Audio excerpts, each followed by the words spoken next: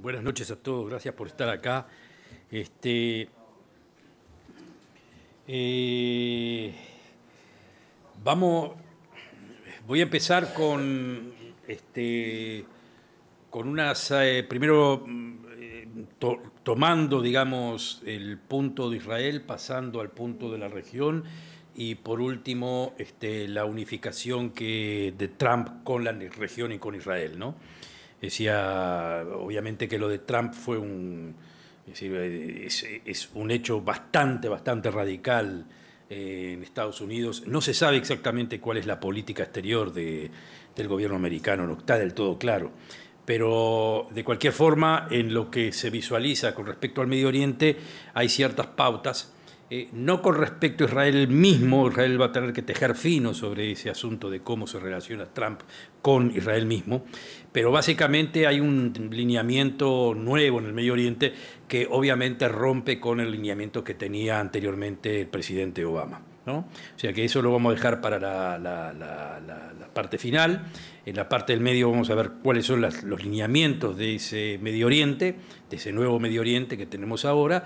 Y la parte primera, que ya comenzaremos con el asunto que más nos concierne a nosotros, que es cómo Israel está parado en todo este asunto, ¿no?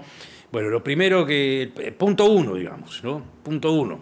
Hasta hace prácticamente 3 años se podía decir de que Israel estaba en una situación bastante comprometida. ¿Qué quiere decir comprometida? Teníamos una administración americana que por lo menos con el gobierno corriente de Israel estaba muy mal. Estaba muy mal.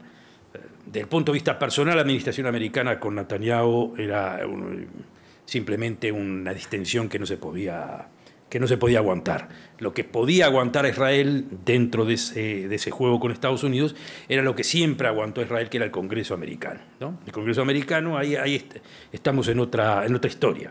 Como hay división de poderes muy claras en los Estados Unidos, el Congreso americano siempre, absolutamente, casi todas las situaciones está a favor de Israel. Pero la administración americana y el Departamento de Estado, por lo general, la administración americana depende de quién esté, ¿no? Pero en el caso de Obama era una situación bastante comprometida. La posición de Estados Unidos en esos momentos con el Medio Oriente era una posición en donde se estaba apuntando las fichas hacia un arreglo con Irán, que fue lo que en definitiva se hizo. El arreglo nuclear que se hizo con Irán, en definitiva, tenía un proceso que iba llevando a una visualización de la administración americana y de los del Departamento de Estado, que entendían de que con Irán se podía alivianar las tensiones, a la vez que, más que eso, se podían eliminar, o por lo menos tentar a eliminar las tensiones que había entre los Estados Unidos y el mundo musulmán a través de un acercamiento con los hermanos musulmanes, que es una secta, un grupo político, religioso, social, sunita, muy importante, y que tenía lo que se podía llamar ciertas pautas democráticas, aunque ese concepto de democracia es un poco fluido en lo que podemos entender en relación con los hermanos musulmanes, pero se podía entender de que esa era más o menos la visualización de Obama.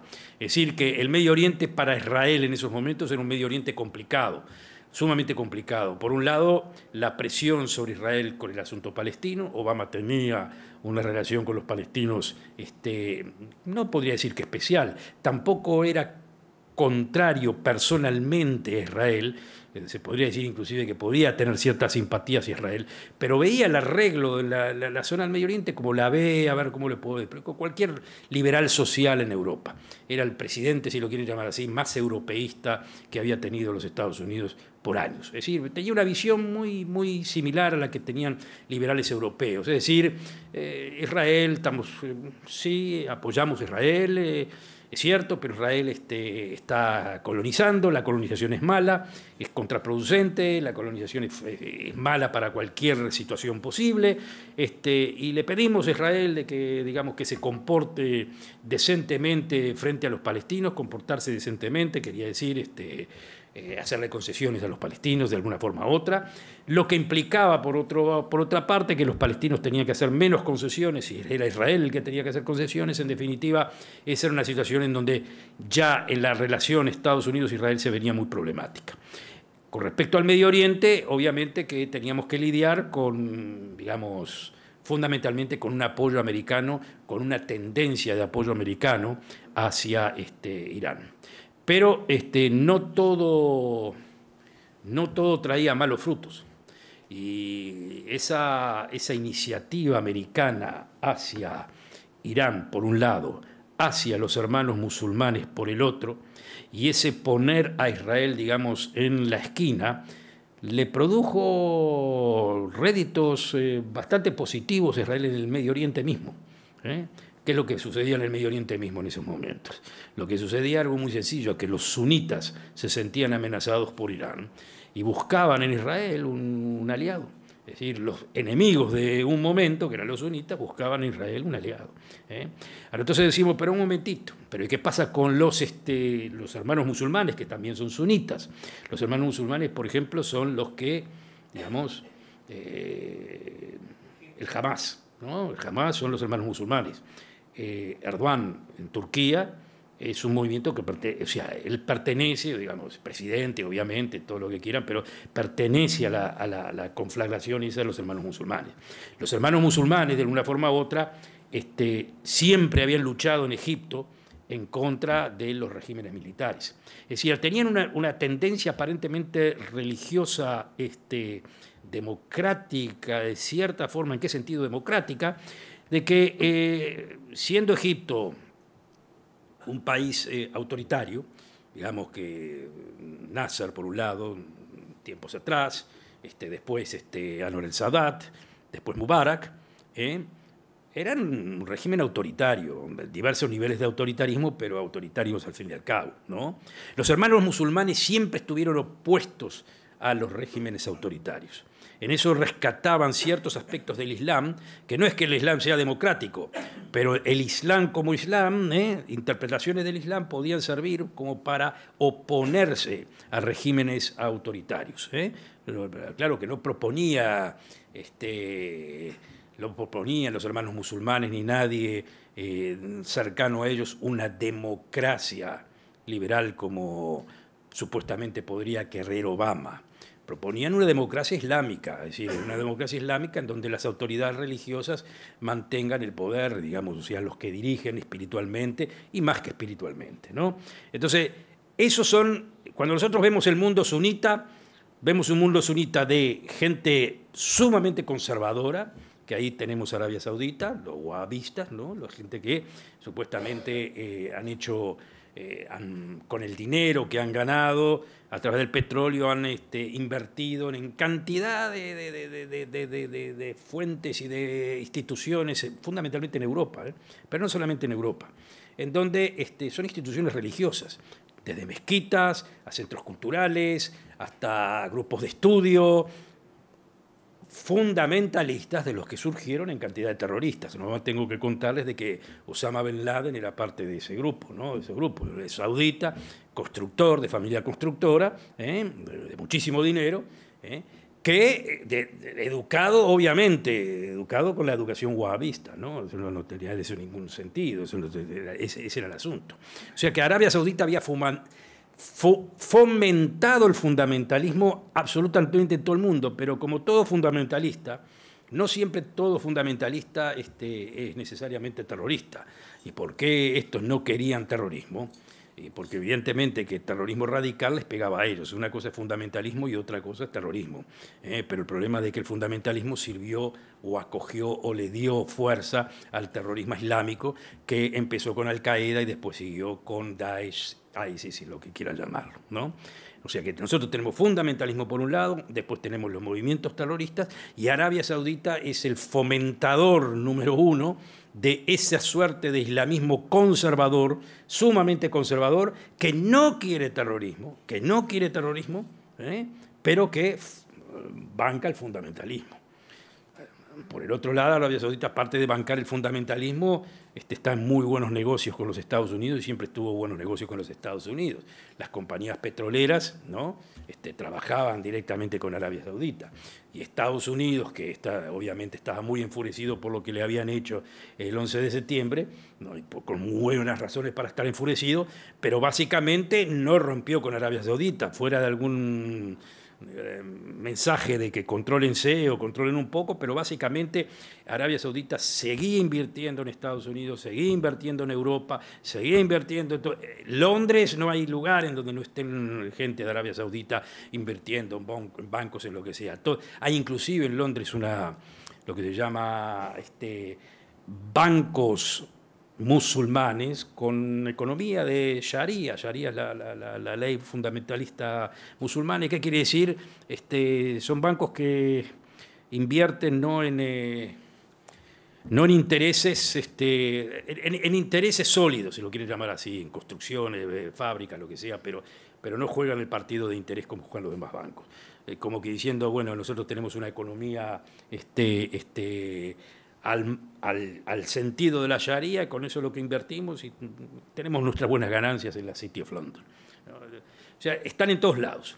Había, para el mundo occidental y para Estados Unidos, el asunto de cómo jugar con Arabia Saudita era un juego bastante problemático, ¿no? No querían cortar con Arabia Saudita, eso seguro, ¿no?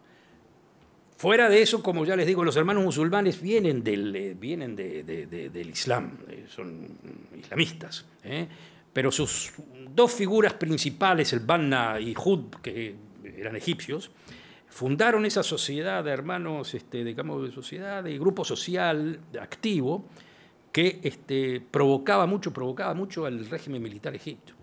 El régimen militar de Egipto de los años 50, sí, 52, 53, era un régimen, militar desarrollista, ¿no? Era la época del tercer mundo. ¿Qué querían estos generales? Querían una nación árabe secular. Estaban imbuidos en el pensamiento del tercer mundo. Secular, grande, fuerte, desarrollista, en donde querían inversiones fuertes de los Estados Unidos o del que venga. Cuando Estados Unidos no quiso invertir, por ejemplo, en la represa de Asuán, vinieron los soviéticos y invirtieron en la represa de Asuán. Y por otro lado tenían ese push, esa fuerza antiimperialista, o anticolonialista, en donde lo que querían en definitiva era nacionalizar el canal de Suez y apoyar a los rebeldes en Argelia contra Francia. En definitiva, ese era el pensamiento contra el colonialismo europeo, americano, lo que sea, y por un nacionalismo panárabe. Ahora, los hermanos musulmanes que existían en ese momento eran contrarios no a la cuestión anticolonial, eran contrarios al nacionalismo. Ellos no pensaban en términos nacionalistas, ellos pensaban en el término de lo que se llama en árabe la umma. Umma es la gran, no es más que nación, no es nación, es la comunidad religiosa. Y esa comunidad religiosa no podía estar dividida en países ni podía estar superditada a nacionalismos. La cuestión nacionalista es una cuestión no permitida prácticamente por la umma. La umma incluye a todas las comunidades musulmanes del Medio Oriente, pero también, y ese es el problema, también comunidades musulmanas que viven en Europa, en Estados Unidos, en todos lados. Como diciendo, bueno, si yo soy un musulmán francés, mi primera lealtad es a la umma musulmana, islámica, y después puedo ser francés o no. Sí, había toda una doctrina, si lo quieren llamar así, o un pensamiento en donde los musulmanes iban desarrollando cómo podían vivir en la Golá, si lo quieren llamar así, ¿no? Cómo pueden vivir fuera de lo que se llamaba Dar el Islam, o sea, la tierra del Islam. Si viene un musulmán que vive acá, o que vive en Argentina, o que vive en Francia, o lo que sea, puede vivir. Bueno, no es ningún problema que puede vivir, pero tiene ciertos códigos que implican que tiene que negociar con el Estado en el que vive, ciertos condicionamientos que le permiten a él existir en esas tierras que no son islámicas. Entonces ahí entra todo un debate que lo vamos a mencionar quizás después, pero en definitiva es hasta qué punto me permiten a mí practicar la fe religiosa, en fin, etcétera. Eso es bastante similar a los judíos, pero después tiene lo que se llama el aspecto del dawah. El dawah quiere decir el aspecto de proselitismo del islamismo, que como todo musulmán de alguna forma u otra tiene que hacerlo en términos pacíficos, convencimiento, hablando, lo que sea, pero que le tienen que dar lugar a vender su experiencia personal y su experiencia religiosa ante el mundo no musulmán. Perfecto, eso todo era bancado por los wahabistas de Arabia Saudita. Los hermanos musulmanes no, los hermanos musulmanes estaban ahí adentro en Egipto y hostigaban constantemente.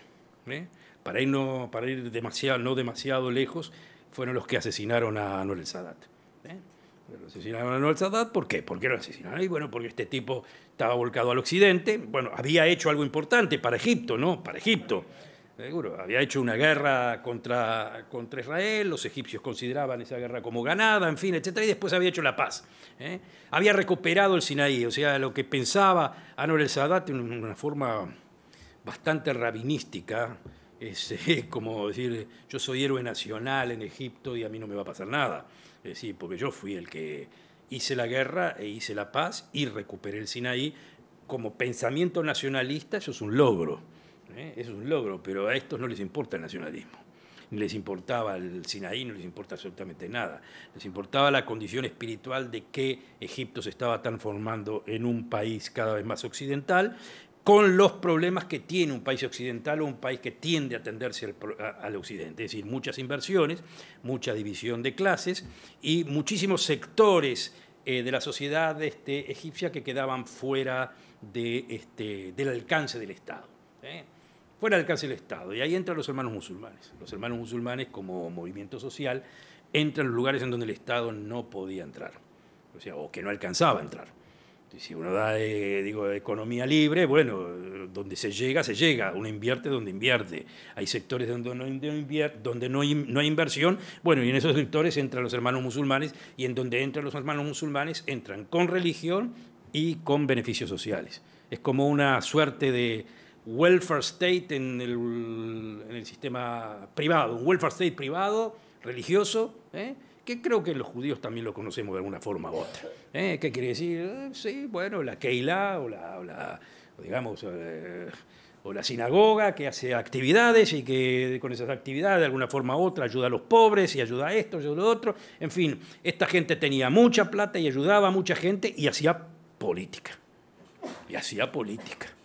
Y cuando hacía política justamente basada en el islamismo y lo que ellos llamaban una posibilidad de suerte de democracia islámica.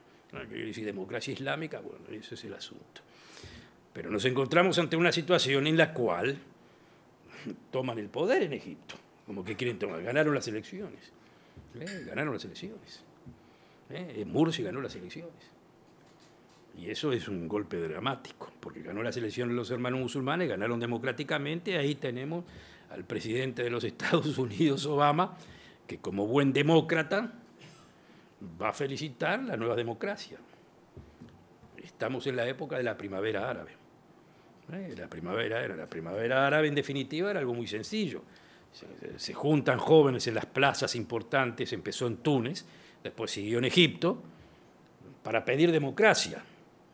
Que está muy bien, pedían democracia, pero los únicos organizados como para tomar el poder si es que caen las dictaduras son los hermanos musulmanes y son los islamistas.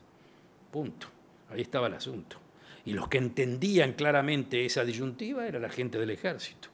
¿Qué es el Sisi? El general en jefe y presidente de Egipto ahora. El Sisi es Pinochet, es sencillo, no hay otra cosa. Lo que hizo fue algo muy sencillo. Cuando había el momento de dar un golpe de Estado, hace el golpe de Estado y se acabó. Y no tuvo miramiento ni de izquierda ni de derecha. Es decir, simplemente ejecutó al que tenía que ejecutar con toda la fuerza y el peso. Y cuando Obama le dijo, señor, ¿esto qué es? Y le dijo, usted no entiende nada del Medio Oriente, así que aléjese porque usted no entiende nada. Mejor no hable de estas cosas, usted dedícase a ser un trabajador social en las calles de Chicago porque usted esto no entiende. Pero con estas palabras o cercanas. Fue así de sencillo, claro. Israel veía eso y estaba enamorado. Ya ahí empezó el enamoramiento Netanyahu y el Sisi. El enamoramiento en secreto, como se podría decir, pero un enamoramiento al fin y al cabo. Por suerte, alguien entiende el Medio Oriente, y ese era el Sisi, ¿no? la primavera árabe, el Sisi entendió también que las primaveras árabes se iban a transformar en un invierno árabe. Y eso fue exactamente lo que pasó, porque lo que sucedió inmediatamente fue de que todas esas primaveras árabes con espíritu democrático se terminaron en un lío. Y el papel que cumplió los Estados Unidos y los países occidentales fue entre lo idiota y lo idiota multiplicado.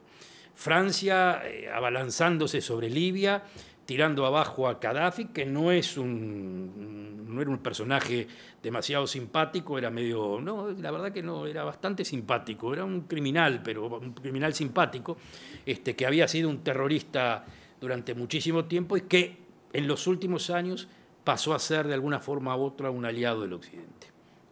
Así de sencillo. Le habían pedido, por favor, para la producción de bases atómicas, que estaba en ese proceso, y Gaddafi lo hizo sin ningún problema. Pero lo más importante era que ponía orden. Libia tenía un país ordenado, así de sencillo. Bueno, en el proceso de la democratización, los países occidentales, en el espíritu de democratización, ayudan a tirar a Gaddafi, y lo que terminan haciendo de Libia es una guerra tribal y una anarquía en la cual nadie le puede poner orden. Y por último, los americanos en Irak. Pero que también es cierto, la primera guerra contra Saddam Hussein lo hicieron retirarse de la aventura que tuvo Saddam Hussein en Kuwait. Perfecto, muy bien. Pero ¿qué hay de aquí a la segunda? ¿Y por qué?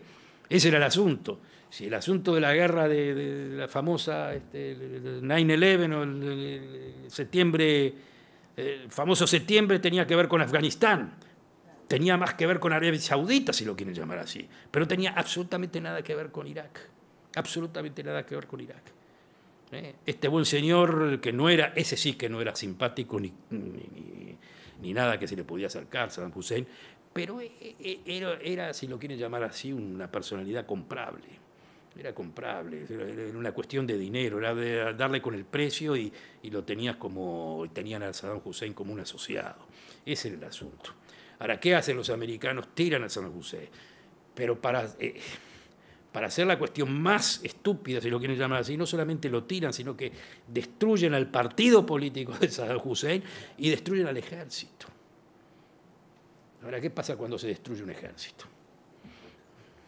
La pregunta que pasa enseguida es, ¿y de qué van a trabajar esta gente que estaba ahí, que estaba en el ejército? La gente del partido, imagínense que era el partido único. El partido único que tenía oficinas en todos lados. Destruyen el partido y una situación y un país que está cortado entre sunitas y chiitas, que ya había tenido una guerra contra los iraníes chiitas. Bueno, para ponerle sal a la herida, el encargado de la administración en Irak, americano, Paul Brenner, prácticamente le pasa el poder a los chiitas, es algo inconcebible. Le da el poder a los chiitas, saca a los sunitas, y ¿qué hacen los sunitas? Fundan Daesh. Era la que quedaba. ¿Qué es Daesh? ¿Por qué funciona Daesh? ¿Por qué funcionó Daesh? Unos locos ideólogos, en fin, etcétera, etcétera, islamistas, pero los que hacían las acciones eran gente del ejército iraquí, eran generales, comandantes, de ahí tenían las cuestiones, tenían conocimiento de cómo manejar tecnológicamente un ejército. Es por eso que les fue bien al principio, porque esa gente estaba ahí. Entonces pusieron a los sunitas fuera de juego, subieron a los chiitas, siguieron adelante con el tratado con Irán, y en el medio de todo eso Israel miraba con la boca abierta lo que estaba pasando. No sabía cómo Israel en esos momentos estaba en la situación de que no sabía para dónde agarrarla, realmente. No había forma, a tal punto que Netanyahu, un acto casi de desesperación, fue al Congreso americano para protestar por el tratado con Irán. Decía, era una situación bastante comprometida para Israel, pero al mismo tiempo se estaba ya en esos momentos atando lazos con el mundo sunita radical, no con los hermanos musulmanes, pero con los conservadores, si lo quieres llamar así, con los que bancaban, para ponerlo claro, a Daesh, Al-Qaeda y todo eso. Como diciendo Israel, bueno, Al-Qaeda, Daesh, esas cuestiones no tienen nada que ver conmigo. Lo que tiene que ver conmigo, lo que me concierne a mí, es Irán. Y se lo dijo muy claro, digamos, Netanyahu lo mencionó muy claro. Estos tipos eran unos asesinos, salen en películas y hacen de todo, cortan cabezas y todo, pero andan yo qué sé, en carros así nomás, con metralladoras. Eso no es un enemigo. El verdadero enemigo es Irán, ahí están los misiles, ahí Hezbollah. Siria como traspaso. Digamos, esa coordinación entre Irán, Siria y Hezbollah, ese sí es el problema. Ahí está señalado el problema, ese es el punto. Todo lo demás es cosmética. Y obviamente que, bueno, por el otro lado, Israel tenía también problema con los hermanos musulmanes, o sea, dentro del marco sunita tenía problema con los hermanos musulmanes, pero no con todos los sunitas. Y es lo que pasa aquí, que los hermanos musulmanes sunitas tienen problema con los sunitas conservadores. O sea, en una palabra, los conservadores de Arabia Saudita no les gusta para nada, absolutamente para nada, estos hermanos musulmanes que habían tirado la dictadura en Egipto, pero cuando la toma el Sisi, Arabia Saudita lo primero que hace es lo que necesites. Pongo la plata en Egipto, toda la que necesites, porque obviamente, porque el Sisi no tenía otra forma de subsistir que no fuese con el dinero de Arabia Saudita. Cuando digo Arabia Saudita, quiero decir también los Emiratos. Pero acá faltaba un pequeño factorcito dentro de toda esa zona, que era ese estadito pequeño de 300.000 personas que se llama Qatar. Ese estadito, 300.000 personas y 800.000 trabajadores, si lo quieren llamar así, esclavos o inmigrantes, o esclavos con buena paga. Ese estadito Qatar, que también es sunita, pero fue, como que se puede decir, el estadito rebelde dentro de los estados ricos. Toda esa zona es, como ustedes se imaginan, inundada de petróleo. Qatar es sin ninguna duda, uno de los países más ricos del mundo. ¿Y qué hacían con el dinero? Tenían dinero para todo, alcanzaba para todo, pero una de las partes que utilizaban el dinero era para pagar a los levantamientos populares en el mundo árabe. Eso es lo que hacían. ¿Por qué querían pagar a los movimientos populares que podían ser en contra de ellos también? Y bueno, porque de esa forma intentaban, como que se dice, hacer lío allá y no vengas a hacer el lío a mí. Esa era más o menos la tendencia. Hicieron una de las redes más importantes de periodismo del mundo, la red Al Jazeera, que es una competencia de la CNN, y es una red buenísima de periodismo. Buenísima. Trabajan excelente, pero era una red que promovía levantamientos. Entonces, obviamente, que en Egipto el Sisi los desprecia. En Arabia Saudita ya le tenían los ojos en la mira. Estos tampoco son pro-Irán, pero tienen negocios en conjunto con Irán. En una palabra, esta gente de Qatar estaba jugando un doble juego ahí que no le caía absolutamente nada bien ni a Arabia Saudita ni a los Emiratos, y obviamente que tampoco a Israel. Pero Israel no tenía que meterse en ese asunto porque ya tenía Arabia Saudita y Egipto que se ocupaban del asunto. Pero Israel obviamente que no lo veía bien del todo, pero cuidado, entre comillas. ¿Qué quiere decir entre comillas? Porque Qatar le paga absolutamente, o paga toda la economía del Hamas. El Hamas en Gaza está bancada prácticamente por Qatar. Entonces Israel, ese juego, por un lado, como ustedes saben, la relación que tiene Israel con Gaza es una relación muy particular. Es decir, por momentos Israel está mejor con el Hamas que con la autoridad palestina. ¿Por qué? Porque con el Hamas está claro que no hay lo que hablar en algo que Israel no quiere hablar, que es arreglo de paz, y si hay arreglo yo concedo, vos concedés. Israel no quiere conceder nada, punto. Y con Hamás no hay lo que hablar en materia de paz. Sabemos que son enemigos, el amigo, yo sé, enemigos. No vamos a hacer ninguna paz. Pero podemos, entre enemigos, tener relaciones correctas y arreglos técnicos. En una palabra, vos no pongas el pie acá porque te bombardeo, vos no pongas esto así. Dentro de esos juegos, cada uno trata de zafar. Por eso hay veces en esos juegos no son juegos muy saludables, porque el momento que nos equivocamos en dónde damos el paso, sucede lo que sucedió en la guerra de Gaza última, ¿no? Perfecto. ¿Qué es lo que pasa aquí? La opción que pretende venderle Israel a Gaza es muy sencilla. Ustedes quieren desarrollo económico, yo tengo las puertas, yo tengo las llaves.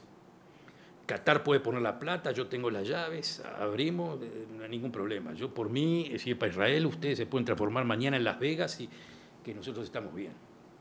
Que vivan ustedes bien, está todo perfecto. Pero a mí, obviamente, no me ponen un misil, no ponen no ponen un túnel, no hacen nada. Si ustedes pueden contenerse de eso, no hay ningún problema. Jamás, por supuesto, le interesaría eso, pero no puede demostrar hostilidad hacia Israel, y la hostilidad la tiene que mostrar a través de túneles, a través de algo que tengan que hacer que manifiesten que están en la posición de resistencia. Si no hacen eso, quedan como los vendidos de la autoridad palestina, es decir, no hay diferenciación. O sea, de alguna forma u otra tienen que manifestar la resistencia. En definitiva, el diálogo que tiene Hamás con Israel es un diálogo sumamente de locos, pero es como diciendo, de alguna forma u otra tengo que demostrar que te tengo que golpear, o que te golpee poco, pero de alguna forma, si no, no existo. O sea que de alguna forma tengo que demostrar que yo amenazo algo, pero quedarme en una situación puramente de paz, no.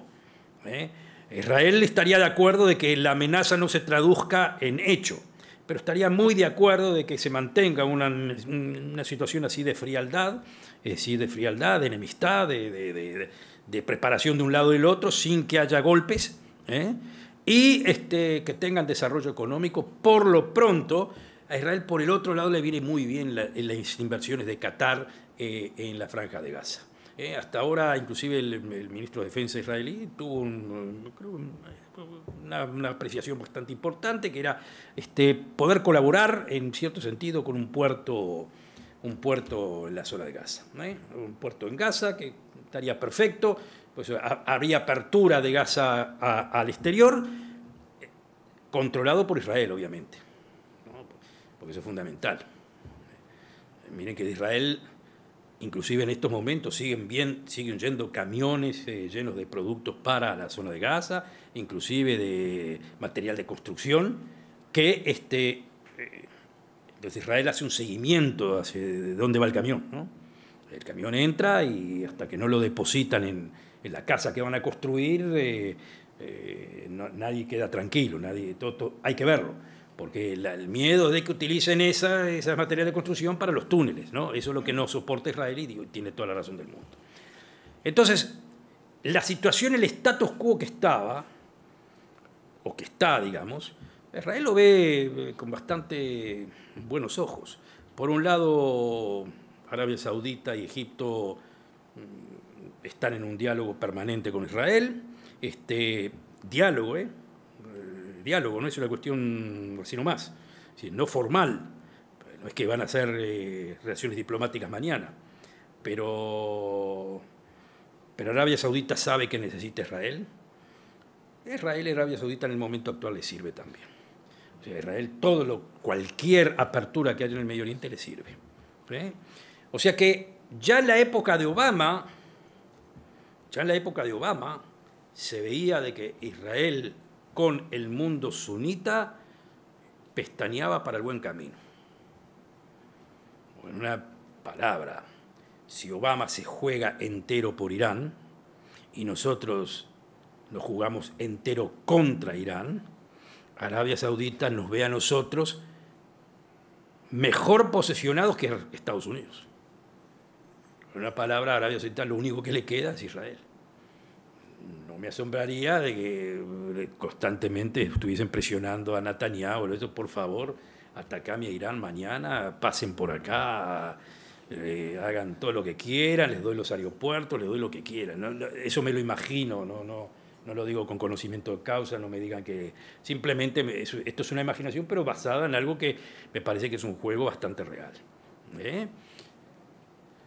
Hasta ahí va la cosa. Y hasta que vino el milagro.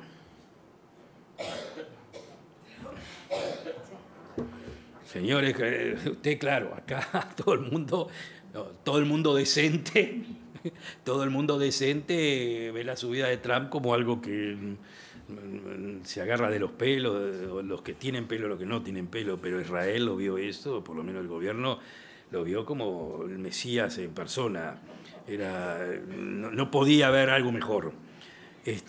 Cae este buen señor Obama, que no puedo describir el odio que se tenían entre los dos mandatarios, entre Netanyahu y Obama, y sube uno que por lo menos al principio lo manifiesta muy claramente: soy amigo, y bueno, y desde el punto de vista conceptual entiende lo que se supone que debe entender, porque tampoco sabemos muy claramente si es que entiende, pero lo que se supone que tiene que entender, los instintos los tiene correctos. ¿Qué quiere decir los instintos los tiene correctos? Los instintos los tiene correctos es un americano que entiende que los amigos son amigos y los enemigos son enemigos, y el amigo a mí no me importa si es dictador o no dictador, o es o coloniza, no coloniza, si tengo acuerdo o no tengo acuerdo, es mi amigo, y como amigo lo tengo que respetar y trabajamos conjuntos. Ese era más o menos cómo entró al poder, en el sentido de cómo se tiene que relacionar con Israel.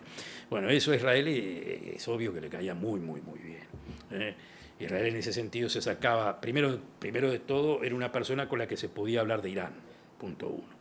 Punto dos, una persona que básicamente Israel entendió de que no lo iban a presionar con el asunto de los palestinos. Con eso, al principio había mucha fe en eso. Inmediatamente después hubo un poco de confusión al respecto, porque él no es un idealista, Trump, pero piensa que estas cosas se pueden arreglar como se arregla un negocio. Vos dame un poco, yo te doy otro poco, y terminamos este asunto y lo liquidamos, que es un asunto bastante problemático porque, les repito, Israel no quiere hacer negocios sobre eso. No quiere tratar el asunto palestino. Israel lo que quiere hacer con el asunto palestino es derivarlo a otro planeta. No es lo que discutir, y Obama quiere discutir, o por lo menos él piensa que es un arreglo que puede favorecer a Israel.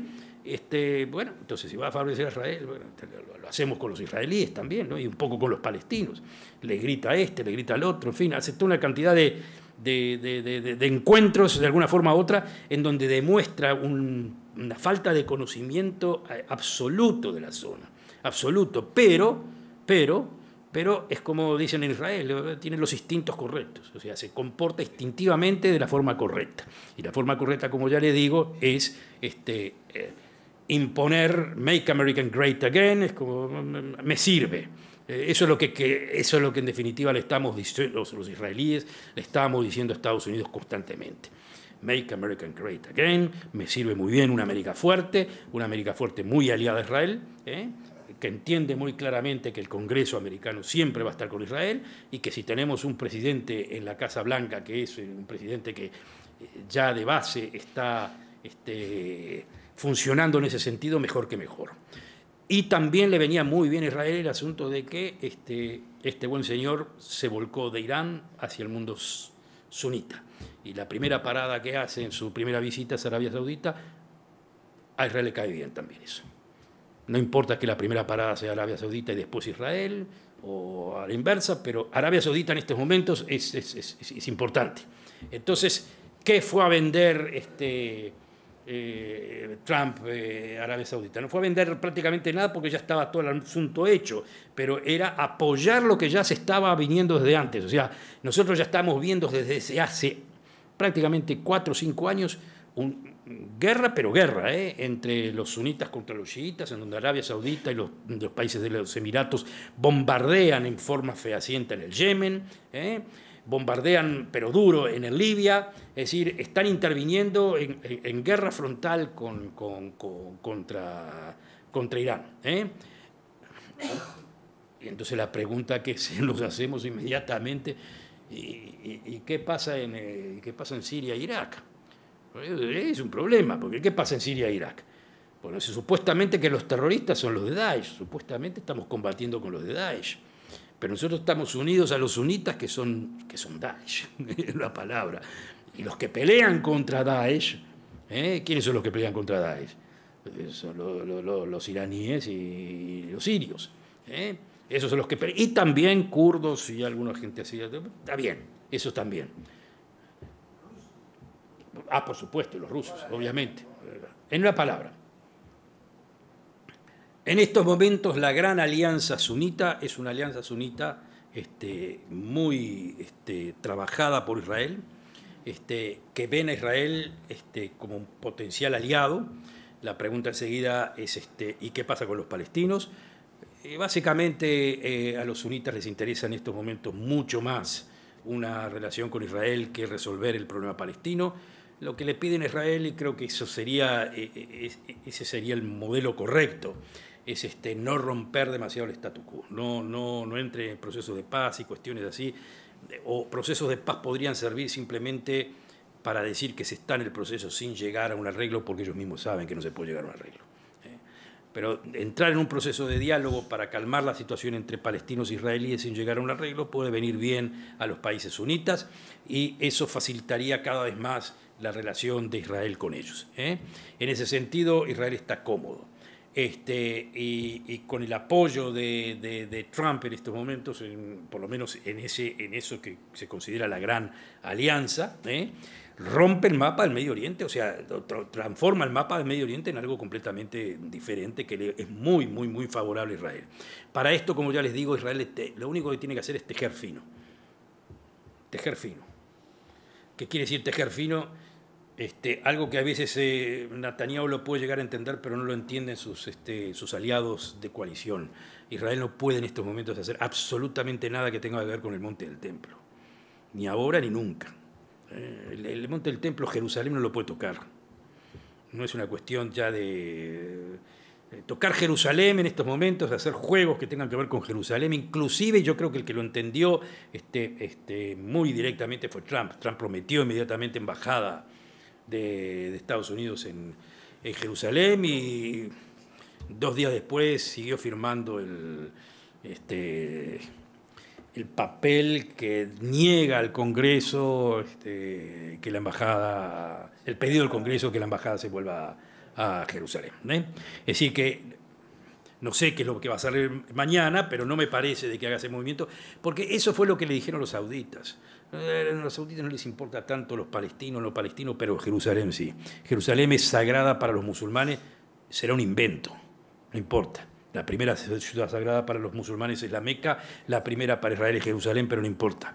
Eso es condicionante, o sea que si Israel quiere complicarse la vida con Jordania, con Arabia Saudita, con todos estos sunitas y unificar al mundo árabe en contra de Israel, tiene que hacer lo que muchos radicales en Israel quieren hacer, que es subirse al muro del templo, todo. Hacer el Sanedrín ahí. Si hace eso es como una especie de suicidio. En una palabra, eso no. Por suerte, y acá yo se los digo muchísimos a los israelíes, tenemos el comando central del ejército israelí, es decir, los que le tenemos, no, que picuda marcar, los que le tenemos que dar como que se dice, el carné de salvación del pueblo judío, que son los Haridim, son los judíos religiosos, porque ellos son los que impiden, por ley religiosa, subirse al monte del templo. Ellos, por ley religiosa, eso es lo que impiden. Como diciendo, para un judío subir al monte del templo está prohibido, construir el templo está prohibido, total, hasta que venga el Mesías, ¿no? Pero como el Mesías no va a venir, así que no hay problema, no se va a hacer. Entonces, eso por lo menos lo controlan. Eso es un acto que los haridim, los religiosos, merecen recibir el cheque por eso también. Han contribuido. Eso es lo que no tiene que hacer Israel. Y obviamente, con todo lo que tenga que ver con los palestinos, nuevamente, no hay hacer movimientos por la paz, o tratar con Abu Mazen, con con el otro. Hoy en día es inoperante, no sirve eso. No va en esa dirección. Pero tampoco, pero la situación es mantener el statu quo. El statu quo todo el mundo lo conoce cómo funciona. El status quo funciona simplemente de no hacer demasiada colonización y no hacer demasiado de lo otro, es decir, estar en una situación de mantener la situación como está, no romper el tablero y mantenerlas, ¿cómo se dice? Tejer fino en el momento actual. Eso es lo que básicamente tiene que hacer Israel para mantener la coalición sunita, para mantener el grupo de países fuerte en contra de Irán, y de esa forma mantener, no solamente la relación de Israel con esos países que se va a hacer cada vez más fuerte, y que vamos a ver qué pasa mañana, porque ¿qué quiere decir mañana? Mañana quiere decir que hay que ver qué es lo que pasa con Irán y Hezbollah y eso. Es decir, Israel en estos momentos está demostrándole a los países sunitas que actúa como se debe. ¿Qué quiere decir actúa como se debe? No hay cargamento de armas que venga de Siria a el Líbano que Israel no lo bombardee. En todo momento Israel está pateando el tablero allá. Y todo cuando patea el tablero allá quiere decir arreglar el tablero acá. O sea, arreglar el tablero acá con los sunitas. O sea, constantemente cuando Israel punza y golpea o a Siria o esto o lo otro, está todo bien. No golpea en ningún momento a los terroristas, A los terroristas de Daesh Israel no los toca. No es de su incumbencia. Es más, los hospitales del norte de Israel atienden, pero así, a torrentes de sirios, terroristas, no terroristas, lo que venga. Es decir, Israel en eso no se mete. No es de su incumbencia. Como ya les digo, este es el tablero de hoy en día. Este es el tablero de hoy en día. Como el tablero del Medio Oriente es muy cambiante y no puede, o sea, todo lo que acabo de decir puede ser obsoleto en 15 días, porque todo es cambiante acá, todo puede pasar. Pero básicamente los lineamientos son estos. Israel aliado al mundo sunita, el mundo sunita conservador, contrario obviamente a los hermanos musulmanes, y contrario a los chiitas, que es la fuente, digamos, de terror simplemente. Ahí hay misiles pesados. Una guerra con Irán significa, o sea, guerra con Irán quiere decir guerra con Hezbollah, significa muchos misiles cayendo sobre Tel Aviv. Ese es el precio. Por lo pronto, hay que reconocer también que los sunitas ven a Israel como una especie de escudo. Israel es el primer escudo ahí. Entonces, claro que obviamente esos son los precios a pagar. Yo no sé hasta qué punto se va a poder aguantar esa situación con Hezbollah y con Irán, pero bueno, yo creo que, como dicen, ellos también tienen miedo. O sea, si Israel golpea, aparte yo me imagino, me imagino por el buen camino, que si Israel toma cuenta de Hezbollah, Estados Unidos toma cuenta de Irán también. O sea, yo creo que ese es el mensaje que le hicieron llegar a los ayatolas.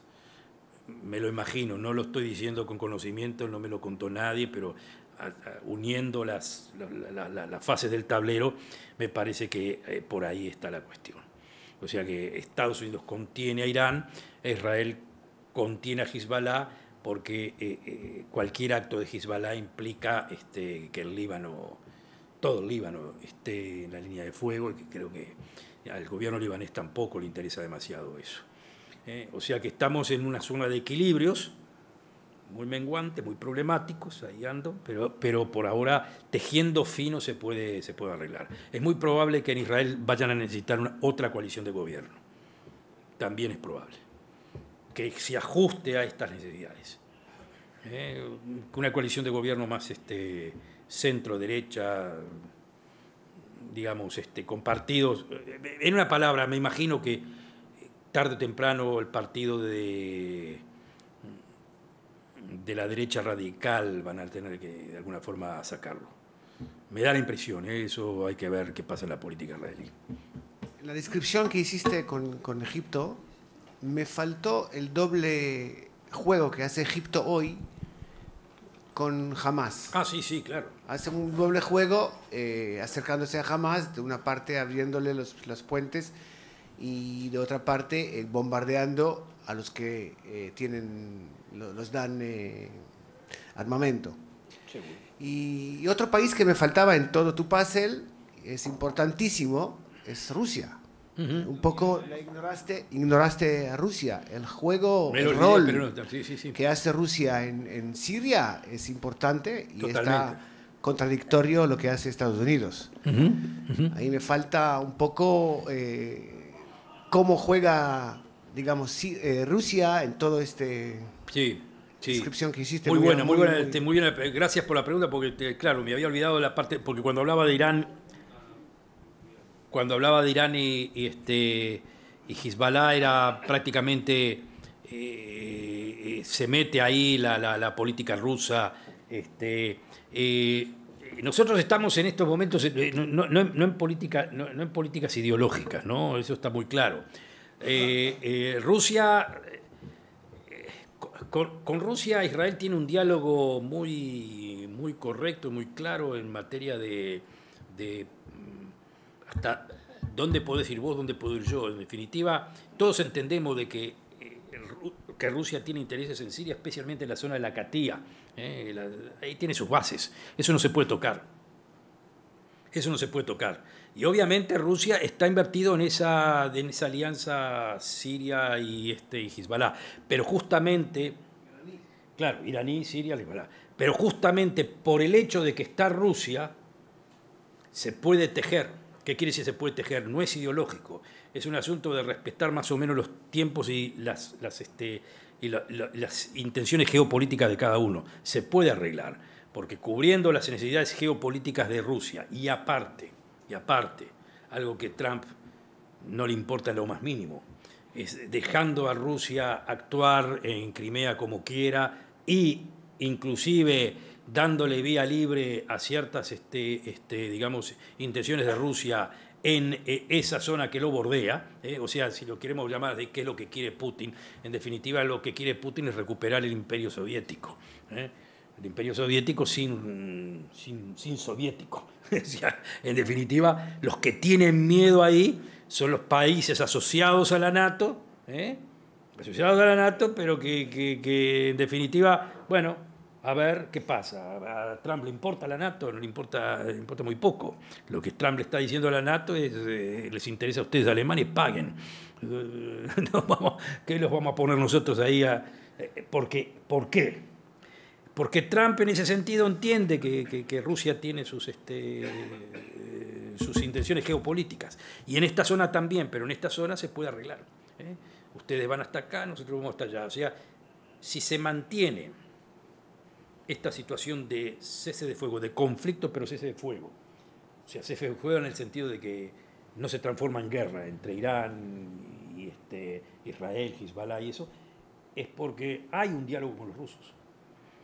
Porque hay un diálogo con los rusos. Es porque Netanyahu habla con Putin. Es porque Trump habla con Putin. Se pelean y hay momentos de tensión y momentos en donde pueden llegarse un avión con el otro a conflictuar. Está ahí, esa posibilidad está. Pero es una posibilidad en donde hay bandera libre como para seguir hablando. Y no es ideológico, o sea que es business. Puro business geopolítico. O sea que en ese sentido está ahí. Y con Egipto y el Hamas funciona de la misma manera. Israel también no le importa que Egipto o Qatar ayuden en materia económica o abran las puertas a Hamas. Lo único que les importa a Israel en ese sentido es de que de ahí no salga terror, punto. Pero es más, es lo que les dije anteriormente. A Israel le conviene más el diálogo con Hamas, diálogo no diálogo, pero le conviene tener arreglos determinados con Hamas que con la autoridad palestina. La autoridad palestina son supuestamente los buenos, son los que tienen la aprobación de todos los socioliberales en Europa, todos los que hablan de paz. ¿Qué quiere decir paz? Paz, vos entregás, y paz hay que hacer concesiones. Israel no está para eso. Israel no está para hacer concesiones. No puede, no creo que ningún gobierno pueda en este momento hacer concesiones. Entonces que le propongan paz, Israel pone todos los obstáculos posibles para que no haya esa suerte de diálogo. Pero la suerte de diálogo con Hamas es otro estilo de diálogo. Como ya les digo, es un diálogo en donde vos querés comer, yo te doy. Te permito, pero ni un solo tiro. Por eso digo, todo es tejer muy fino. Se te escapa la medida y estás en lío. Pero hoy en día es eso, es o tejer fino o nada, porque ya les digo, procesos de paz no los veo. Tú sabes que hay una guerra ahí en Yemen, en donde los wahabitas están apoyando... Sí. A una parte. Exacto, y los iraníes del otro lado. Sí, y por otro lado, Irán es aliado de la alianza contra el ISIS, claro. Con lo cual son socios de Arabia Saudita. Sí.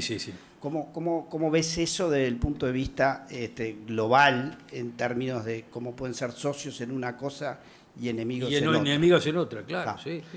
Esa es una pregunta. La otra es el hecho de la nueva política de Estados Unidos contra el mundo islámico. No puede generar un espíritu antiamericano y que se asocien todos los musulmanes y terminen perjudicando a Israel, a pesar de que Israel está tan contento con la presencia o la política de Trump. Y la última es que no nos transmitiste qué le dijeron a Qatar. A Qatar, ¿qué le hicieron? Callate, no hagas esto. Sí. Ahora voy a las tres preguntas. Sí. El conflicto en el Yemen sí sigue. Sí, la ciudad está todavía, la capital están los hutis ahí que son como base iraní, ¿no? Pero Arabia Saudita la bombardea constantemente, está en un hostigamiento constante. Lo que les importa a Arabia Saudita fundamentalmente ya no es la capital, es el Golfo. Es que no le cierren el Golfo. Ahí está el asunto. Y eso lo van logrando bastante bien. Israel en eso no se mete, pero va obviamente a favor de los Arabia Saudita. Punto uno. Punto dos, el punto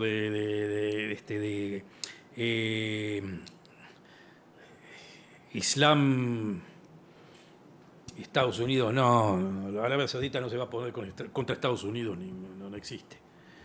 No, ninguno de los países del Golfo Pérsico se van a poner contra los Estados Unidos en estos momentos. Inclusive Qatar, hay base americana en Qatar. La base más grande. Es decir, lo único que puede hacer Estados Unidos ahí lo hace es lo que le dice a Qatar justamente es bajar el nivel. En estos momentos Qatar le están como invadiendo su soberanía y levanta un poco la voz. Pero mi evaluación es de que tarde o temprano lo van a calmar el asunto y lo van a poner en línea. Van a cerrar Al Jazeera, sí. Me juego. Ahí puedo apostar. Bueno, yo creo que con el tiempo lo van a cerrar, si no lo cierran el otro lunes, pero yo creo que Al Jazeera, sí, lo van a cerrar Y lo van a poner en línea a Qatar, lo van a poner en línea porque ya no tiene caso lo de Qatar, de jugar el niño mimado en la zona esa, ya no va más. Aparte que ya las revueltas no existen más, las revueltas democráticas ya no existen más. Y los hermanos musulmanes tampoco, no es que... el único problema ahí sería Turquía. Turquía es un punto que no lo mencionaron y que sí juega un papel sumamente importante. Turquía sí juega un papel muy importante. Juega un papel muy importante porque él es de los hermanos musulmanes, es un dictador y es también de los que está en contra de Assad en forma fehaciente. Entonces, pero claro, uno puede decir, bueno, si estás en contra de Assad, entonces indirectamente estás con Daesh, de alguna forma u otra, lo que sí bien es bastante cierto.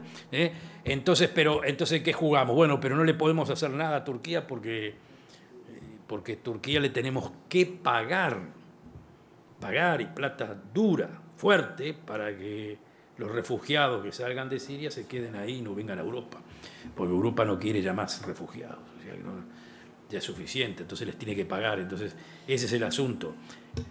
Y entonces, a ver, la pregunta, ¿y qué pasa entonces al final con Daesh? Porque si los sauditas de alguna forma u otra no lo atacan o de alguna forma u otra se hacen los ojos cerrados, no importa, los liquidan. Los liquidan, a Daesh los liquidan con la aviación, los liquidan los americanos, los liquidan los rusos, los liquidan todos. Es decir, termina. El asunto es el califato, se les terminó, lo que no quiere decir que ellos se terminen. Ese va a ser el problema. El problema es que ellos no se terminan, ellos se enraizan en otros lugares y fundamentalmente los que van a comer un poco el plato fuerte de esto van a ser los europeos. Europa se va a transformar en un problema en los próximos años. Si ustedes quieren saber exactamente dónde está el problema hoy en día, no es en esa zona. O sea, esta zona sí, pero es la exportación de esta zona a Europa, que ya está, pero ni medianamente la que se viene.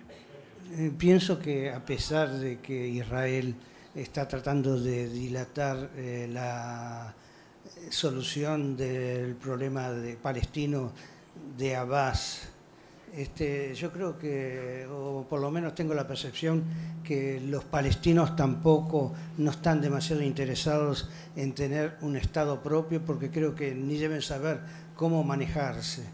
Y de hecho, en el 2001, cuando fue las negociaciones sobre que le podían devolver Jerusalén, hay muchos árabes que vivían en las zonas árabes, se apresuraron a mudarse a las zonas ocupadas por los judíos en Jerusalén, por lo que no sé si está del todo resuelto que los palestinos quieren tener un Estado propio.